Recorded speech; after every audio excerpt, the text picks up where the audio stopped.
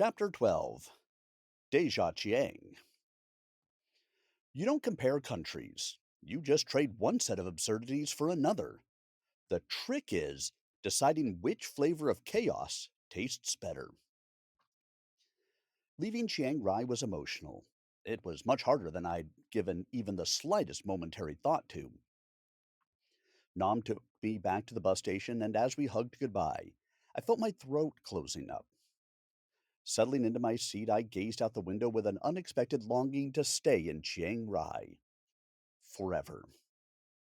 Well, I was excited to get back to Chiang Mai. Chiang Rai had stolen my heart from its sibling to the south. But I was on the bus and looking forward to seeing Chiang Mai again because by this point, I had gotten to know the place. Some great people, restaurants, bars, cafes, galleries, bookstores, and more. I knew what was where and how to get there. It had a feeling, a little like home, and that was one of the reasons I was going back, instead of straight south to Bangkok, to answer a question that had been bouncing around in my head. Could I live in Chiang Mai? I hear what you're thinking.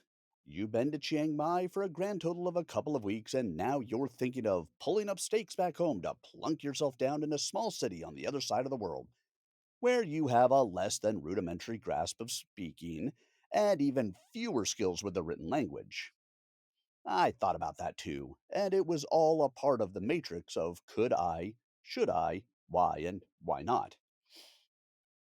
Chiang Mai is much like Bangkok, but without the 24/7 sensory overload. It has a lively, youthful, international feel to it, with an incredible array of food and drink options, an artistic sensibility, a broad range of cultural activities, and delicious food for any palate. Add in that the location is fantastic. It has an airport and bus and train stations, making it ingress and egress easy, and everything you need to make a beautiful life in an exotic yet accessible place full of history and wonder. What's not to like? Was it a daydream that falls into the wishful thinking category? Others have done it and done so successfully. They're called expats, and I was contemplating joining those ranks. Then again, as Groucho Marx quipped, I wouldn't join a club that would have me as a member. I've got a bad habit gambling on last minute travel deals. This meant that I hadn't booked a place in Chiang Mai until 2 nights before sliding out of Chiang Rai. Everything was either laughably expensive, somewhere I'd already stayed before, or so aggressively boring that I'd rather bunk down in a rice paddy. One place popped up proudly, touted itself as perfect for large gatherings and families with a lot of children, which translates to huge parties and screaming kids. Fantastic. Absolutely not. I'd rather share a bunk bed with a meth head. Then, one morning, a notification lit up my phone. A discount at the Village Hotel, a place I'd been low key obsessing over since the first time I'd perused the listing. I'd been stalking Bun Thai like it was a hot celebrity, and though it was included in every travel app, they never budged on price. Now, don't get me wrong, I'm not, as you may have gathered, opposed to spending money. When the urge hits, the quality is amazing, or I'm feeling stupidly reckless, I'll spend, within reason. But a great deal? That hits differently, especially when it's about where I'm going to lay my head down for the night. And there it was. A big, fat, enticing discount. Valid for booking that day only. I pulled the trigger. My plans were wide open until late December when a friend would fly into Bangkok when we'd head south to Koh Chang in the Gulf of Thailand for the days and nights surrounding New Year's Eve. There's nothing quite like spending a party weekend in the tropics with white sand beaches and rum. The Bantai Village Hotel, tucked east of Chiang Mai's old city in the Chiang Klan neighborhood, sat conveniently close to the city's other famed night markets. It was showered with praise, not just from travel magazines and booking sites, but from everyone who'd bothered to leave a review. High marks across the board: staff, pool, breakfast, neighborhood, rooms, beds, bedrooms, you name it. Designed in the traditional Lana style I'd come to love at the Namton, it featured dark wood swing latch doors with open patios wrapped in lush gardens. I was eager to stay there and see what that corner of Chiang Mai had in store for my wandering feet. As the countryside melted by outside the coach window, my mind spun back to the friends I'd made in Chiang Rai: Nim and Nam, Amanda and Gita, Pascal, the fanatical Swiss guy who thought life was meant to be lived on a bicycle, and Chef Chu, the noodle master, who could outdrink a frat house if you put a bottle of scotch and a few Fernet shots in front of him. All of them were really good people, real people. All of them genuine and open, no drama and no bullshit. When, not if, I make it back to Thailand, Chiang Rai will be my first destination for an encore to catch up with them and explore more of the gorgeous pastoral countryside. Rolling into Chiang Mai's bus terminal felt like getting prodded with a live, high voltage main right to the temple. After a week of easy paced days and nights up north, the onslaught of traffic, noise, and swarming people jacked my pulse through the roof. My sabai level was high, too high, leaving me woefully unprepared to rejoin a bustling world. I knew I'd adjust, but gee buzz, that first jolt back into live action chaos was like trying to run a 100-yard dash immediately after waking up from a nap. Rush hour didn't help. It took forever to grab a cab, but when I did, the fun began. My driver, an older fellow with one long, stubborn, greasy strand of hair left on his scalp, tobacco stained teeth, and fingers the color of new corpse yellow, wearing a massive gold chain weighed down with Buddhist medallions, he couldn't wait to show off his English skills. He said, "My English great," which it wasn't, though it was charming in a deranged lunatic way. I surrendered to the experience with grins, thumbs up, and nods. It was a comical ride bouncing around with his surreal monologue, a bizarre soundtrack of advertising slogans, random gospel lyrics, and quotes from Gunsmoke, Dragnet, and MASH raped my eardrums.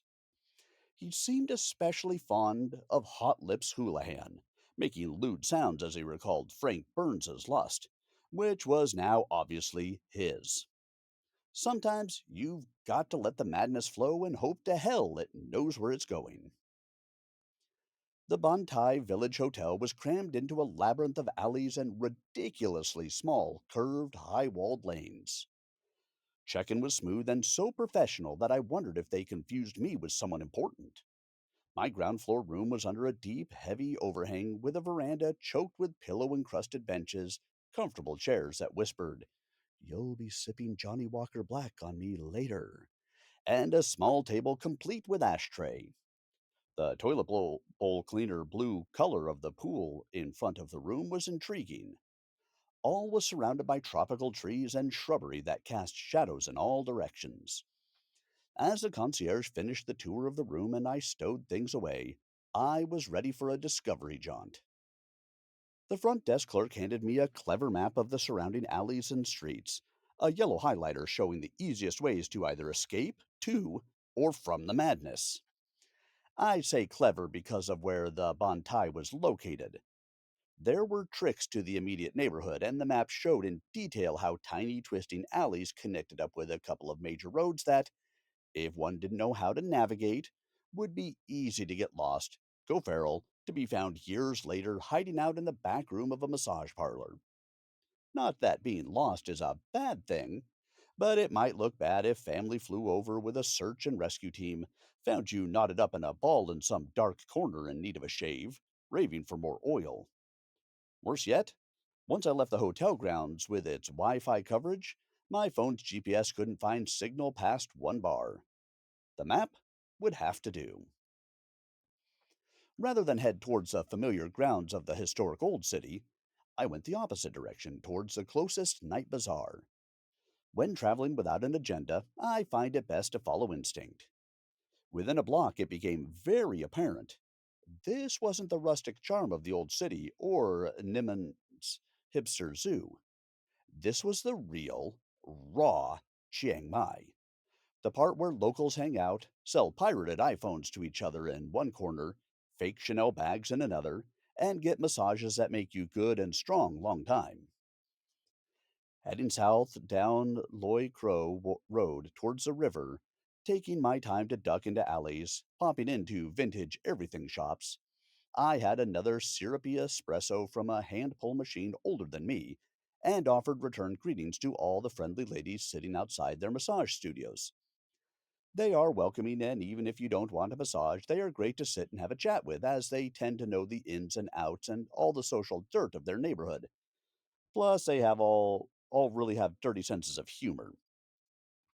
I stumbled upon the Fa Lana Night Bazaar, a genius monstrosity where dozens of micro bars wrapped around pool tables. Each place had their bar girls ready to hustle anyone and everyone out of their traveler's stash in exchange for making them feel like the center of the universe. At least until they woke up the next morning with no wallet, phone, or dignity left. It was fantastic. I kept my wallet safely tucked away in my pants and came upon the OMG bar and restaurant at the corner of Loy Crow and Charo and Protet. What attracted me was a classic Guinness pub sign hanging proudly over the corner.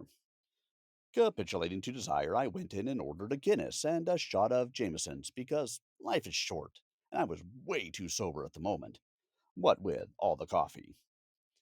Inside was all football, rugby, and a tournament sized pool table at the back, with some likely lads taking a game so seriously that I figured it was a hustler's school.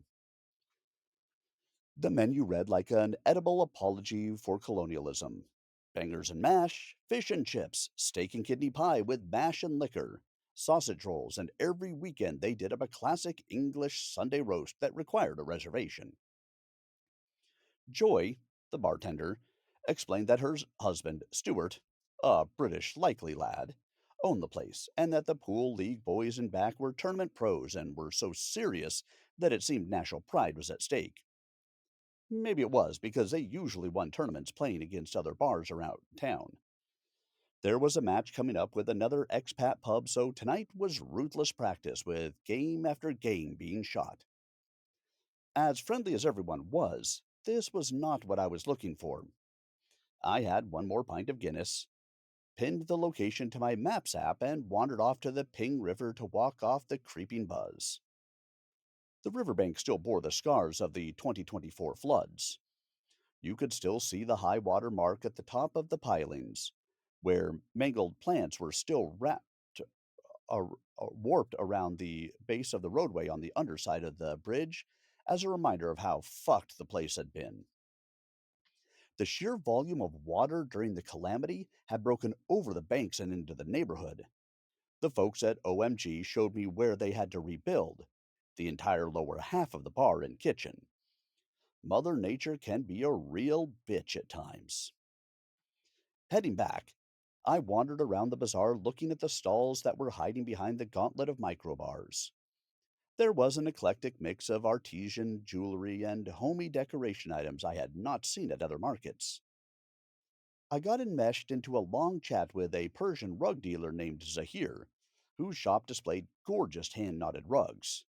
I was very upfront with him that I wasn't buying a thing, as he tried to wrangle me into his beautifully appointed brick and mortar store. But there was one enormous area rug hanging on the far wall that had caught my eye, not only for its size, but the extraordinary beauty of the piece. It was breathtaking, and I wanted to know what something like that cost. Zahir had the droll patience of a man who knew he was about to waste time talking to a traveler who had no intention of dropping big bucks on a rug. He humored me anyway. Once I explained my journey and total lack of intent of owning a landmark area rug, he dropped the sales pitch, and we sat and talked on the stoop of his shop as the bazaar across the street hustled. Zahir and his family had immigrated from Iran 3 decades prior, but many of his extended kin back in Tabriz were hand knotting rugs at the highest level of quality and had been for generations.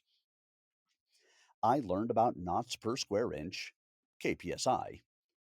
I stopped jotting notes after a while and simply listened to his master class. He explained natural dyes they employed, and the gradients of silks, cottons, and wools used, and the art of hand knotting rugs. He spoke with a reverence usually reserved for holy relics and first release mint condition Beatles albums. Once he got into knotting methods, I was lost, but still fascinated by his passion and in depth knowledge of the craft. Finally, I asked what the piece on the back wall cost. Do you really want to know? Yes, though I know I'll be shocked into depression, I laughed. It is actually the finest piece we've ever had in the store. It took 9 people 4.5 years to make, Zahir explained. I take it that means it's exorbitant? Zahir smiled. Quite. And the suspense isn't killing me, but I'm getting hungry. I laughed. How much would you say it's worth? Man, I have no idea. The last really nice rug I bought was small and it was 400 American dollars. That was over 30 years ago, I continued.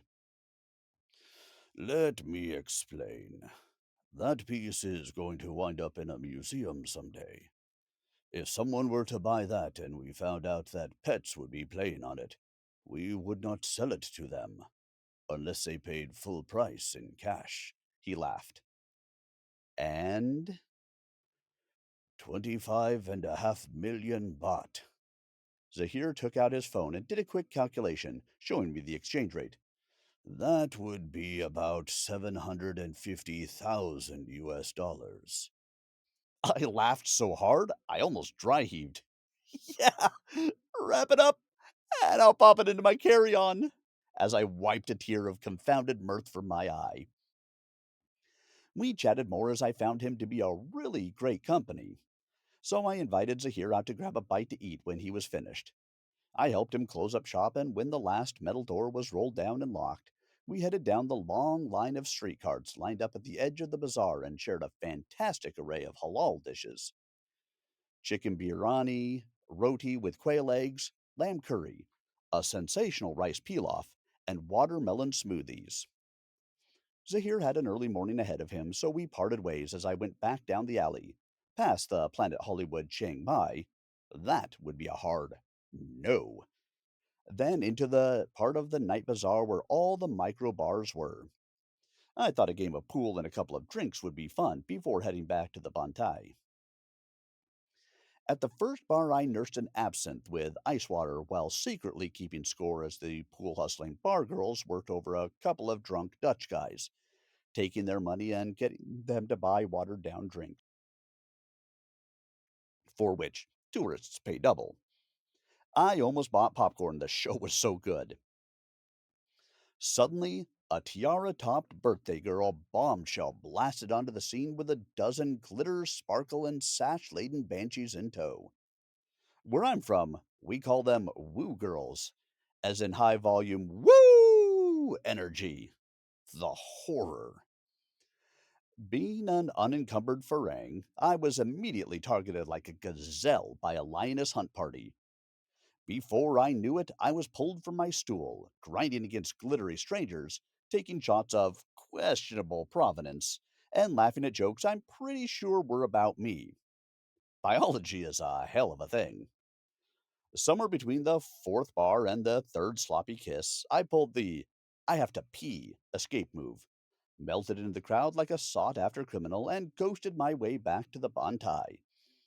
It was 4 a.m., and I had glitter in my hair, along with the taste of regret and cheap whiskey lingering like a bad cologne. In Thailand, the pools are rarely heated. During the hellish blast of summer, which is exactly what you want, a teeth chattering polar bear plunge to shock the heat stroke out of you. My morning plunge was a stupid attempt of carpe diem, making me instantly regret my decision to pursue instant resurrection. The sky had been a moribund gray for days. There wasn't a trace of radiant heat, and the water had turned into a cryo chamber. Shrinkage and internal screaming profanities over, I pulled myself out, rushed back into my room, and took a warm bath in the sunken Japanese ofuro styled tub, trying to convince my body that survival was still an option. With no grand plans to shackle me, I wandered across the jungled patio to the breakfast buffet at the hotel. Yes, I know, never eat the hotel buffet. But the Buntai had a fantastic assortment of fresh fruits, croissants that looked perfect, and homemade yogurts. I read and wrote the morning away on the patio couch with a pot of coffee the size of my torso as I pondered what I would do with my remaining days in Chiang Mai. I decided to head down to the local hypermarket and pick up some chocolate, fruit, juices, some smuggled durian, and other munchies to stock up the room. Heading out in a new direction, I didn't want to run into any lost woo girls who got separated from the pack, still hunting for me after the night before. I was about to enter a big sea market when WhatsApp lit up on my phone. It was my monk brother Josh. Now, let's be honest. We all have a list of people who we always answer the phone for. The rest we let go to voicemail purgatory or wait for the follow up text. Don't deny it. You do this too. I answered Josh's call immediately. He was in Japan, excited about picking up Japanese kitchen knives, so he called me for advice. We chatted back and forth, and I geeked out about shun knives. I have a collection of razor sharp beauties that slice through tomatoes, arteries, bone, and stainless steel. They are relatively easy to keep razor sharp, and if you are right handed like me, they fit perfectly in your grasp because of the octagonal shape of the handles. Then we caught up on life in general. It was one of those calls where you hang up and the world seems a better place. Groceries in tow, I headed back to Bantai to stow my goods, then decided it was a good day for a long stroll. I filled the fridge and slipped into my flops, dialed up a grab, and booked it to the zoo, way over on the far side of town from where my hotel sat. It was time to wander around Chiang Mai, find new streets, sniff out new discoveries, and ponder my newest plans for Bangkok, which was coming at me faster than I had anticipated. The Huai Ko Arboretum was a shady strolling park laden with native trees, shrubs, and flowers, all neatly tended and marked with small signs. Rather than walk along row after row of songthaos and the incessant traffic belching fumes, going to and from the temple on the mountain top, the interior path through native trees and shrub species was peaceful, with big trees and hedgerows blocking out the din of the city. Eventually, the arboretum path spit me out at the Angkiao Reservoir, a man made lake busy with joggers, bikers, and one strolling traveler stuffing mango slices in his face. There was a cart, you see. I came across a rugby match in full swing just in time to see a bunch of university kids murder each other in the scrum. Some shouts and possibly a few dislocated ribs later, I moved along, heading back to the main drag. Coming across a building advertising New Brain, I wondered if I should make an appointment. Mine was long out of warranty coverage, so I kept moving. Further along, I was tempted by a very attractive storefront that, once past the door, had scattered disjointed array of Chinese made clothing and fake, antique Asian furniture, made of pressboard and child labor. The clothing was all cheap knockoffs, though with very professional looking brand name labels. I almost applauded the effort of the scam. Man, the hustle never sleeps. I crossed the road and dodged a few scooters trying to break the sound barrier and made my way towards the Maya. Buried beneath air conditioned multi levels of swag is Rimping, a high end hypermarket. I used to haunt the place when I lived in the Niman Hood.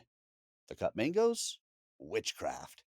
I grabbed another tray like an obsessed neurotic, though I did pick up watermelon and pineapple as well, and started a slow roll back into familiar territory.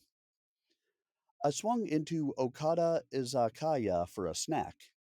A few skewers of meat on sticks, grilled over hardwood, and a beer, and I was on my way again. Cutting southeast through the city's ancient spine, I passed by old haunts and shops that had become part of my Chiang Mai mental map. Next stop, Lost Books. This is one of my favorite sanctuaries from the sun in the whole of Thailand. I needed something new for poolside reading. I swapped some travel stories with the clerk, Sangi. She and I had similar tastes in genres and authors with the same zero tolerance policy for literary fluff.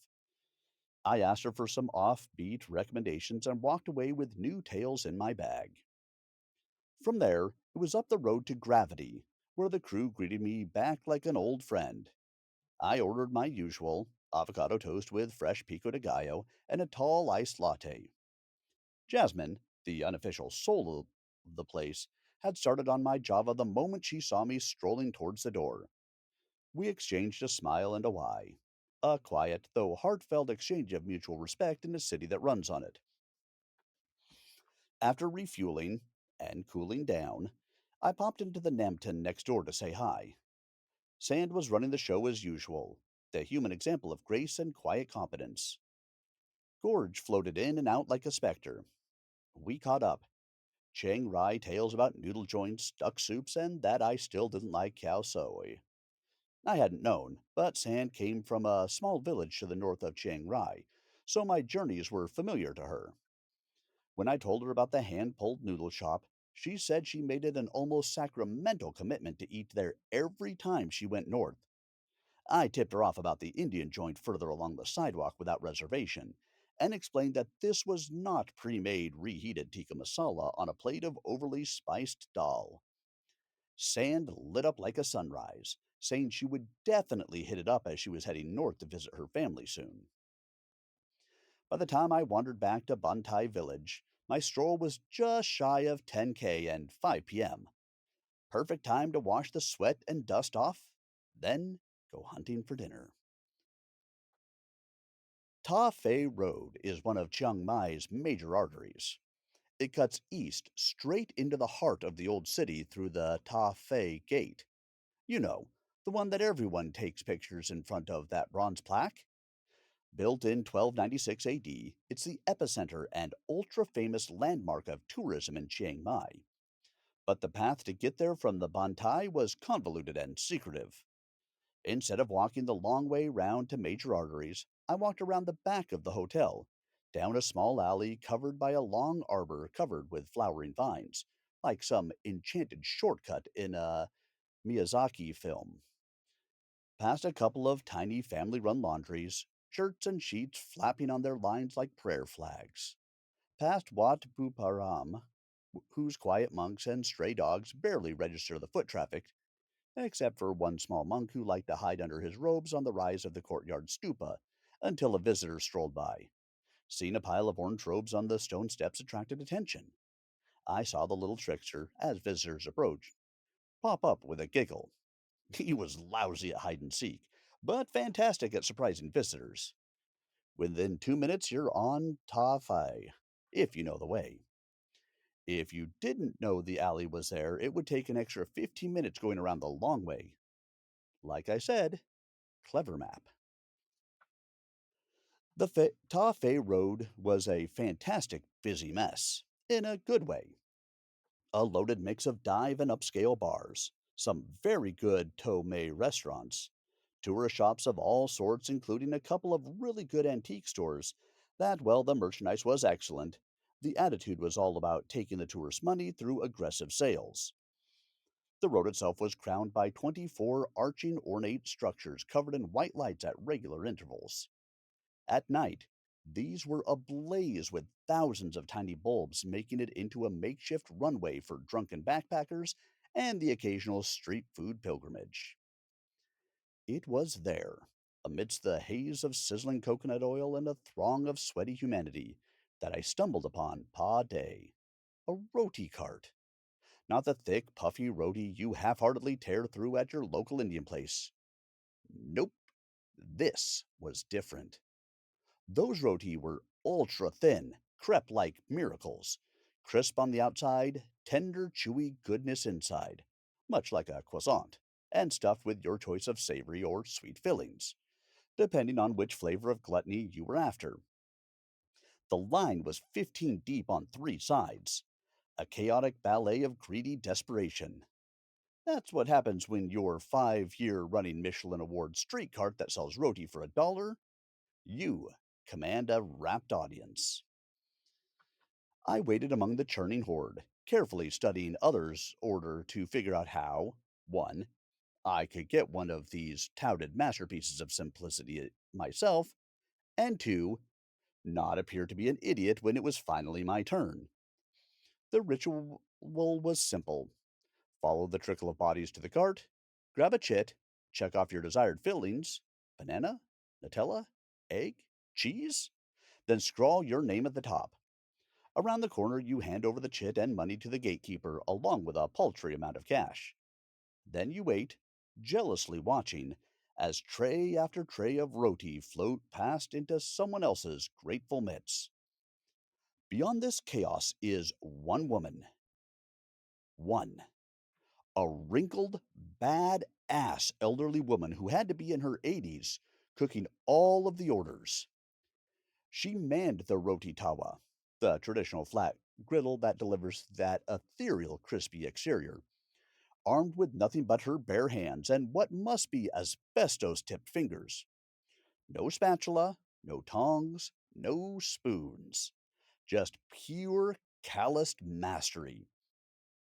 She could cook 4 roti at a time, each one needing about 5 minutes to achieve that perfect golden crispy crust, get filled, folded, and flipped again for a crunchable seal, then handed to the ever anxious customer. Hovering around the pickup table, an ungodly level of palpable anticipation mixed with desperate patience permeated the crowd. Every time a tray went to someone else, you could see a soul die a little as the excitement in their eyes faded. Seeing the sagging deflation at the realization that the roti, the one you thought was finally yours, is handed to someone else. It's comically heartbreaking. I ordered banana and Nutella and melted into the crowd to hang back and watch humanity waiting for their turn at a Michelin rated roti. Travel tends to break down barriers. To wit, the two fellows I wound up next to in the crowd, our 6 eyes intently watching the progress of roti after roti being fired up, were friends traveling together. I never got their names, but one guy was Israeli, the other Syrian. They had met on the road in Nepal, then again in Cambodia. They became fast friends and were going traveling through India together when they left Thailand. The world's a funny, wonderful place at times. Finally, after 45 long minutes and more emotional whiplash than a season of Lost, it was my turn. I said my goodbyes to my newfound roti brothers and went to stand vigil at the pickup table. Watching that old woman work, flipping roti after roti with fingers that should, by rights, have been vaporized years ago, I began to salivate. And then it happened. My name, called out like a hymn. My tray was handed to me like a sacred offering. I dodged the desperate gazes to find a quiet spot down the sidewalk. I took my first bite. Holy fucking Toledo! How can something so simple be everything your mouth has ever desired? The whisker thin, crispy crust shattered under my teeth, giving way to soft, steamy, chewy layers inside. Then the warm banana and molten Nutella hit, and for a brief moment, all was right with the world.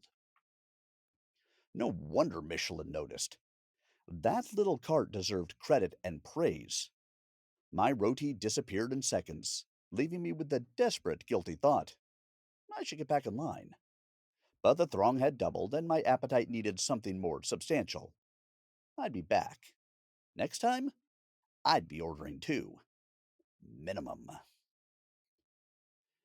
I had plans for the following day that required an up and at it early morning, so dinner would be an easy to go pad see ew and tom kha gai takeout. I ate poolside on the patio and enjoyed my quiet meal serenaded by frog and cricket orgies hidden from voyeurs by the ponds and bushes around the courtyard. I had already had that outrageously great roti dessert for my first course and didn't want to spoil that memory hunting for anything else. Being close to my last day in northern Thailand, I decided to go on an adventure. A planned excursion run by a local company that put group packages together called Chiang Mai Mountain Biking and Kayaks. I had no desire to go mountain biking, instead opting for a different full day. caving at Deo in the morning, lunch at a monastery, then kayaking a lazy river, the Mei Ping, in the afternoon. I don't usually book group activities, but I wanted to experience a lightweight outdoor sporting adventure, for which northern Thailand, especially the area surrounding Chiang Mai, is justifiably famous for. Talking is humanity's favorite defense mechanism against introspection. A truck picked me up at 7 a.m. sharp ish. I was rested, caffeinated, and ready to roll. I was excited for the day until we collected another passenger, a human Eeyore who proved to be, let's just say she was difficult. She started complaining before her foot touched the truck step. It was too high. If happiness and optimism were oxygen, she would have suffocated long ago. In my head, I gave her 10 minutes before I started rooting for Darwinism and natural selection. At the company headquarters, we got a standard don't die briefing on the do's and don'ts of not dying. That's where I met my salvation. Pip, South African from Cape Town. She was quick witted, funny, and equally alarmed by the emotional black hole we were now orbiting. We quickly formed our two-man clique, essential for mutual emotional survival. CCDD, or in longhand, Chatty Cathy Debbie Downer, was still prattling on, a word vomit machine gun, about everything that would go wrong and how we were all going to suffer. Did she not pay attention to the Do Not Die lecture? Our guides, Bohr and Muth, were a jovial, joking duo, while being pros at the same time. They clocked the group dynamic within moments, quarantining CCDD as if she were emotional Marburg. She didn't even realize what they were doing while she kept her doom and gloom verbal diarrhea running. I used to kayak Class 3 rivers back in California before I realized I didn't want to die. I wasn't great at whitewater kayaking, but enjoyed it all the same, and since I'm alive, I guess I did okay. Class 3 runs require cockpit kayaks complete with float bags and a spray skirt, plus handling the Eskimo roll trick to flip upright if you went over. Which I did. A lot. I got pretty good at the sea hip and paddle snap out of pure necessity. The boats applied for our excursion were sealed, sit on top kayaks. The Mei Ping River was a sleepy Class 1 run of about 9 kilometers, where the greatest danger was sunburn. At its deepest, through only a few stretches, it might have reached 6 feet. So even if you did flip, you'd get wet, and that was it. But first, caves. The Chiang caves are a sprawling network of limestone tunnels, halls, caverns, and claustrophobia located under Doi Chiang the third tallest mountain in Thailand. This cave system is located about 70 kilometers north of Chiang Mai. The system stretches several kilometers into the mountain. As we pulled into the parking lot, we were greeted by a beautiful sight, a peaceful little temple complex abutting the entrance to the cave system. Monks and local vendors were selling flowers, shrine offerings, and food pellets for koi, which swarmed a pond at the entrance. The area was surrounded by lush jungle and towering cliffs, lending a primordial feel to the place. Once inside, an earthy, musty smell enveloped us like a blanket. The stalactites, stalagmites, and frozen in time stone ripples of the floor were beautiful. Chambers echoed the sound of slow dripping water, continuing their gravity induced building schedule. It was a living soundtrack played throughout the caverns as it had done for eons. There was a sacred feeling throughout the caves. Pip and I felt a sense of awe, as if time had completely stopped. CCDD was stumbling and complaining towards the rear, but at this point I had created a mental block, so she wasn't as painful. The caves were filled with dramatic stalactites, stalagmites, shimmering rock formations, and bat guano. Illuminated with electric lights, the main trail is tourism paradise.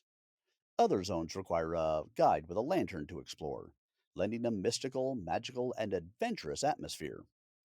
Several of the caverns housed ancient Buddha statues, shrines, and carvings, showing the site's long spiritual significance. It had an Indiana Jones vibe going for it, which Pip and I enjoyed. Guess who didn't? The air inside shifted from cool to warm and back to cool, depending on elevation, but always a clammy humidity holding you in its invisible grasp. Many tunnels were narrow and winding, then opened into grand halls, two of which were magnificent, called Tam Phra Nuan, Sleeping Buddha Cave, and Tam Seu Deo, Cave of the Stars. Our guides had hired a local to bring us into deeper sections further into the system. Those guides carry old school oil lanterns which cast eerie yellow glows and shadows on the paths as we followed them through tight crevices. At one point, crawling on our bellies to get through to a particularly fantastic grand auditorium. Darker and tighter, squeezing through small gaps and crawling like worms along the stone floor, we were rewarded by grottos filled with glittering crystals, strange rock shapes, and more tucked away Buddha statues surrounded by flowers, incense, and candle offerings. Our guides were fun and knowledgeable, pointing out kitties, hog nosed bats, enormous huntsman spiders, and a snake called a cave racer that finds bats absolutely delicious. They spotted the snake, a rarity, way up high above our heads on a small ledge, right next to where bats were sleeping off their nocturnal bugfest. How that serpent got up there? I have no idea, but I did get a pretty good snapshot of it. Well, wondering how I'd react if I slipped off its perch 30 feet above our heads and landed on me. They are non venomous, but I assumed the worst that it would fall, usually its fangs as a climber would use an ice axe, to arrest its descent, spearing his teeth into my neck. We made our way past Nagini without incident. Lunch was eaten through a simple exercise, ignoring the soundtrack of Eeyore complaining about something or another. The rice, the air, her own, or everyone else's existence. Pip and I grabbed ice cold beers out of the refrigerator, which met with silent smiles of approval from both our guides and a disapproving scowl from CCDT, who shook her head and told us how irresponsible we were because of the dangerous kayaking trip ahead of us. Pip and I laughed. After lunch, it was on to kayaking. A second group joined up with us as we hit the river. Within about 30 seconds of launching, two people managed to capsize in what could generously be called a minor riffle. That was about 2 feet deep. It was like watching baby deer try to walk for the first time. Back at the shop during the don't die instructions, our guides had asked if any of us had prior experience with kayaks. I quietly told them of my time on the rivers flowing west from the Sierra Nevada range. They were happy because now there were three experienced boaters. Only Pip had spent any time in a kayak before, and that was on gentle runs like the one we were about to do. I was asked to be a part of the lead and to help out if anyone was really inept. Right at the start of the run was a Class 1 tongue rapid, which I gleefully paddled into. Having a paddle in my hands and riffles under my butt for the first time in ages was fantastic. Bouncing through the little waves and troughs, I eddied out at the end, turned and saw two of our group lose it into the water. This was going to be a long float. With a couple of soaked boaters climbing back into their crafts from thigh deep water, we were on our way further down and around the Bendy River. A few more tips and dunks happened, but when people realized all that would happen was they'd fall in the river up to their necks at the deepest points, the fear factor lifted and our neophyte boaters gained a bit of confidence to tackle little curving riffles without further incident. This was certainly not the Grand Canyon, or even a Class 2 paddle, so I was able to spin my boat around constantly to make sure no one was drowning and check out the flora and fauna along the banks of the not so mighty nor roaring Ping. Overhanging dark bamboo forests interspersed with tropical hardwoods, then broad open fields and orchards growing all manner of grains, fruits, and vegetables down to the riverside. Each little ecozone housed common kingfishers, Alcedo athis, red-breasted parakeets, Pizzacula alexandri, and great egrets, Ardea alba, who made their presence known as we rounded this, then that bend, flapping noisily to escape our brightly colored flotilla. I enjoyed the egrets immensely as they took off slowly, like dinosauric airplanes. The pace of the river started to pick up a little bit, so I could finally have some fun playing in a standing wave, surfing the nose of the boat upstream. Rounding a bend, we came across Wat Pha Lat, a jungle temple. Our guides explained that it was normally a secluded and very peaceful retreat that we would have stopped at, but because of the floods, it had been damaged and was now awaiting funding to repair and rebuild sections that had been either damaged or swept away by the raging walls of water that swept down every river and stream as the monsoon season battered Southeast Asia. It was still very cool and a little King Kong-ish. On the way back to town, we pulled into a village store where Pip and I picked up a few beers. I realized that this was CCTD's kryptonite, and as Pip and I chatted, miracle of miracles, our third wheel settled into silence for the remainder of the trip, seemingly at the end of her emotional torture. Why she ever signed up for the trip, I'll never know. Through it all, I still, to this day, wish her well and may she find her peace somehow. Dropped off at Bantai at 7 p.m., I hung my river damp swim trunks and t shirt out to dry on the patio chairs. I was hungry. A quick shower later, and I was out to find dinner. I had no idea what I was in the mood for, so I let my feet lead the way to delicious. I made my way down to Chiang Road, and after rejecting a few cuisines I came across, Yoshimune Izakaya, a Japanese place that was modern, chic, and busy. By now, you know I love sushi as well as grilled skin and guts on a skewer. So I went in, and as luck would have it, there was one spot open at the sushi bar. It was meant to be. But they were out of sake. I mean, really? How is that possible? Settling on a beer, I ordered up some yakitori chicken livers, chicken skin, chicken hearts, fatty pork skewers that sizzled and dripped as they were handed over the counter, and grilled okra. Then it was sushi time. Their list wasn't extensive, but they were doing something I hadn't seen before. Most of their nigiri sushi set was served burned. They used a blowtorch, the kind you'd see used by a guy in a full face welder's helmet. I was sure you could hear the blast of pointed blue white flames out on the street with the door closed. It was overkill, but the results were delicious. The top surface of the fish took on a delicious light and oily char, while the rest of the fish was still raw, creating a juxtaposition of texture and flavor. I ordered whelk, unagi, eel, burned salmon with tartare, burned ebi, sweet freshwater shrimp, with lemon, and lo and behold, the special of the night was otoro, the ultra fatty belly of blue fin tuna. That I asked for sashimi style, which got me a smile and a daisakedo. Love it, from the sushi chef. The next day would be my last in Chiang Mai, so I figured I'd call it an early night. Or so I thought. I wandered back to Bantai using a different route, winding through the residential back alleys to catch a glimpse of local life powering down for the evening.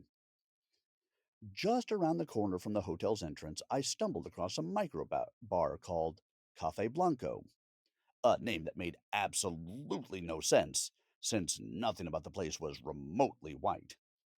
There were 6 seats wedged around a 90-degree bar and 3 stools bolted to a narrow ledge out front. That was it. I was the odd man out, stepping into a scene that clearly hadn't been expecting company. The bartendress and her girlfriend looked momentarily stunned to see a foreigner wander in, as it was clearly a locals only joint, not flagged on any tourist map. Luckily, they had some excellent premium booze on the shelves and just enough English for banter. So we traded shots, beers, and bad DJ choices via the bar's communal iPad. They were fun, flirty, and saw me as a walking bar tab with decent manners. Next door was Billy's Italian Restaurant, a name that inspired about as much confidence in authentic cuisine as a guy named Vlad the Impaler opening a hot dog stand. I'd seen it online while scouting dinner options, but skipped it on name alone. It was well reviewed, but all the praise came from guys named Mike from Maryland and John from Brighton. Not a single Thai name in the bunch. That's a red flag dipped in marinara. Hard pass. By 11 p.m., I figured it was best to quit while I was ahead. My room was less than a 3 minute stumble away, and I had one last day to enjoy in Chiang Mai, preferably hangover free. The morning dawned bright and clear, already sweltering by 6:30 a.m. It promised to be a scorcher, so I declared it a me day.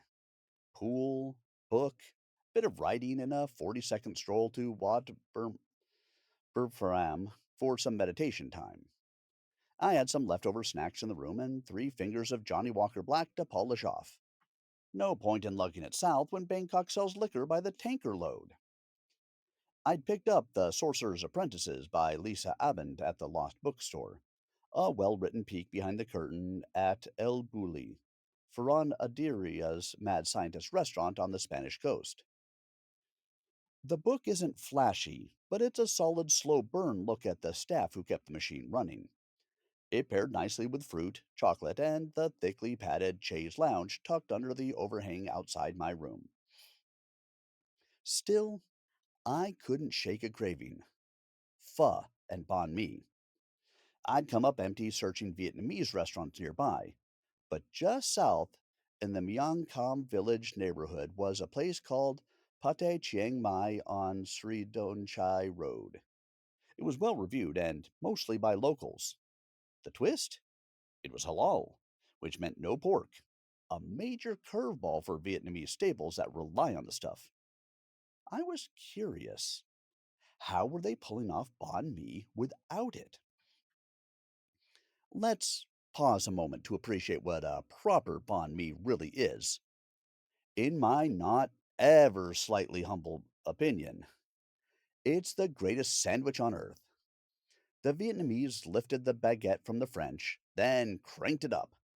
Pate, pickled daikon, carrots, cucumbers, grilled meat, chili slices, fresh herbs, and a splash of maki. It's a party in your mouth with no intention of ending early. The kind of sandwich that disappears faster than dignity at an open bar. So, where did this sandwich sorcery come from?